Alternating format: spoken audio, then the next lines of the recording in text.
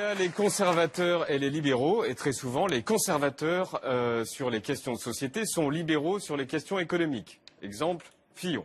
Et les libéraux sur les questions de société sont conservateurs sur les questions économiques. Exemple, j'en ai pas sous la main. Lui, il est libéral sur toutes les questions. C'est un garçon minoritaire qui veut pulvériser les tabous avec une très bonne nature de cheveux, et ça, c'est cool. Il a même un petit ticket à Hollywood. Voici Gaspard Koenig.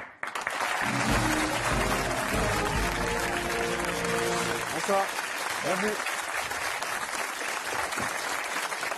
Bienvenue Gaspard sur le plateau de Quotidien. Aidez-moi, là je cherche donc un libéral sur les questions de société et conservateur sur les questions économiques. Le contraire de Fillon, ce serait qui? Les écolos peut-être. Hamon? Si, pas mal d'écolos. Des écolos. Les écolos. Duflo par exemple. Duflo, d'accord. Ouais. Alors vous êtes né en 1982, vous êtes normalien, agrégé de philosophie, auteur de romans et d'essais, directeur du think tank Génération Libre, enseignant à Sciences Po et acteur de cinéma dans des films hollywoodiens. Oui. Et ça on va en parler plus tard parce que voilà. Vous êtes surtout un ovni dans le paysage politique français, libéral, libertaire, libertarien, on vous appelle comment? Je suis le seul à être cohérent.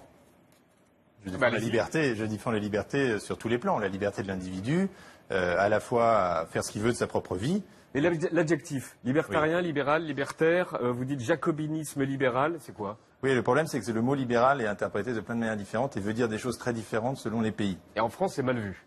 Et en France, c'est assez mal vu, on se demande pourquoi d'ailleurs, parce que c'est un mot que les Français ont inventé au début du XIXe siècle et qui avait une très bonne connotation jusqu'à l'après-guerre à peu près. Que c'est un peu associé à la mondialisation, tout ça? C'est associé à la droite patronale.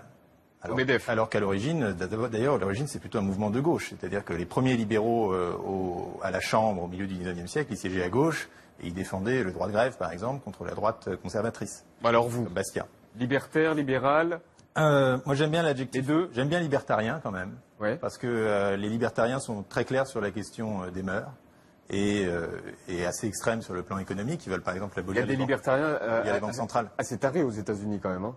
Oui, alors c'est pour ça qu'il y a un mouvement assez intéressant qui arrive aux États-Unis qui s'appelle les Bleeding Heart Libertarians, c'est-à-dire les libertariens avec du cœur, mais dans le sens positif. Du cœur qui saigne. Oui, mais enfin qui saignent pour les autres, des libertariens empathiques. Et donc qui ne sont pas opposés à une dose d'État pour donner à l'individu, non pas pour contraindre l'individu à faire ses choix, mais pour lui donner une dose d'autonomie. C'est pour ça que, par exemple, ces gens-là, comme moi, défendent le revenu universel. C'est bien joli de dire. Peut-être pas la même version, mais en tout cas, c'est le même concept. C'est l'idée. Bon, c'est bien joli de dire que les gens sont libres de faire ce qu'ils veulent tant que ça ne nuit pas à autrui, ce qui est le principe de base. Mais il faut aussi qu'ils puissent faire ce qu'ils veulent. Et pour ça, il faut qu'ils soient éduqués. Il faut qu'ils aient quand même un minimum de moyens pour pouvoir faire leurs choix, pour pouvoir les exercer. Dès l'âge de 18 ans jusqu'à la mort. Le revenu universel, oui, ou même dès la naissance, à charge pour les parents de dépenser. La liberté individuelle. La liberté individuelle, techniquement, elle commence à la majorité, et par exemple sur les questions de drogue dont on va parler. Le cannabis, légalisation du cannabis, la GPA, dépénalisation de la prostitution. Vous êtes contre la surveillance étatique, l'état d'urgence. J'oublie des choses? J'imagine beaucoup. Oui, par exemple, on a déposé un recours en excès de pouvoir contre le gouvernement, c'est assez chic, pour le méga fichier, vous savez, qui réunit toutes les données d'identité, y compris biométriques.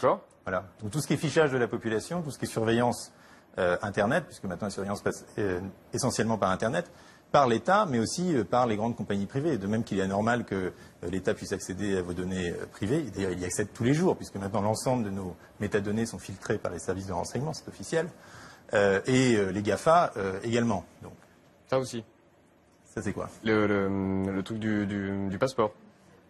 Le truc du passeport, absolument, c'est les données biométriques.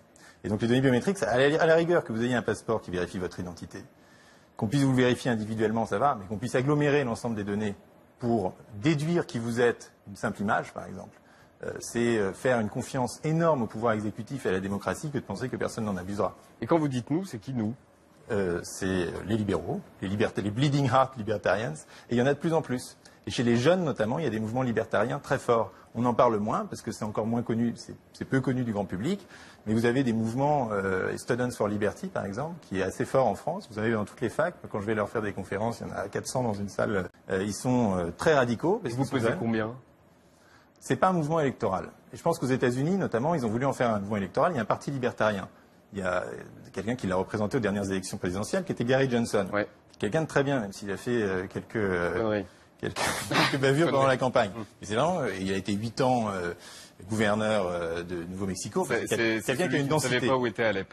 Bon, et il a vraiment fait fortune tout seul, contrairement à Trump. Oui, non, c'est vrai, il a fait une énorme gaffe en plateau qui lui a coûté beaucoup. Mais ce qui est intéressant, c'est que les jeunes qui votaient Sanders, quand Sanders s'est fait éliminer, ils se sont reportés sur lui. Une bonne moitié d'entre eux se sont reportés sur Gary Johnson.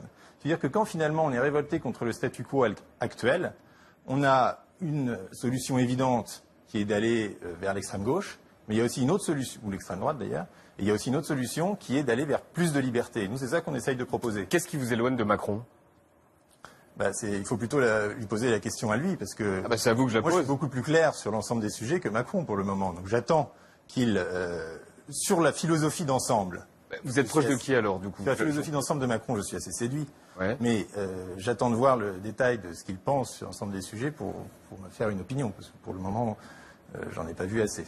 Sur le revenu universel, par exemple, je le trouve assez décevant. Sur le cannabis, vous avez donné de votre personne, puisque vous rentrez d'un voyage au Colorado. Et vous êtes revenu quand ? Je suis revenu il y a une semaine. Ah oui, donc c'est récent. Est-ce que vous avez beaucoup inhalé ? Mais l'effet est terminé depuis 5 jours. Conclusion donc de votre voyage ? Mais en fait, la conclusion, donc c'est le premier État qui a complètement légalisé le cannabis, y compris récréationnel et y compris commercial. Donc en fait, n'importe qui peut faire pousser du cannabis, vendre du cannabis. Vous avez des boutiques de cannabis, vous avez du coup un marché du cannabis. On a fait un reportage l'an dernier avec Martin qui était allé là-bas. Et ça a été légalisé il y a 3 ans, donc maintenant on en voit les conséquences. Et ce qu'on se dit, c'est en fait, quand on voit ce qui se passe là-bas, on se dit, mais le problème n'est pas de poser des arguments pour la légalisation. Le problème, c'est comment a-t-on pu faire un seul argument pour la prohibition ? Tellement c'est quelque chose qui est banalisé, qui est naturel, en un sens d'ailleurs qui est à part Benoît Hamon, tout le monde est contre. Oui, mais c'est parce qu'ils n'ont pas regardé le sujet. Il faut leur faire un énorme stage au Colorado avec des vaporisateurs, parce que vous savez maintenant on le consomme. D'ailleurs, c'est beaucoup plus propre, beaucoup plus hygiénique et beaucoup moins dommage pour la santé. Et pour les neurones ? Alors pour les neurones, donc moi j'ai été voir aussi des médecins qui sont spécialisés là-dedans, parce que tout ce monde-là se rejoint au Colorado, donc vous avez à la fois une industrie et beaucoup de recherche. Ce qu'ils disent sur les neurones, c'est que effectivement c'est assez mauvais de l'utiliser de manière régulière quand le cerveau n'est pas encore mature. Donc jusqu'à l'âge de 20 ans, ça dépend des gens. Oui. Voilà. Donc c'est dangereux pour les neurones. Parce que jusqu'à l'âge de 20 ans. Le fait est que je suis allé aussi dans le Colorado, il y a beaucoup de gens défoncés dans les rues quand même.